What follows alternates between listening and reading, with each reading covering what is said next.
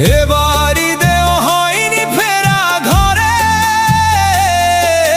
প্রিয়জন ছাড়া ঈদ কাটে মোর একলা অচিনপুরে।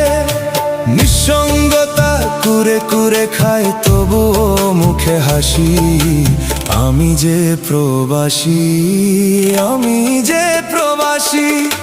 সবাই ভাবে প্রবাস মানেই রঙের দুনিয়া, কেউ তো দেখে না এই বুকে কি যে যন্ত্রণা। তবুও ভালো থাকুক তারা যাদের আমি ভালোবাসি, আমি যে প্রবাসী।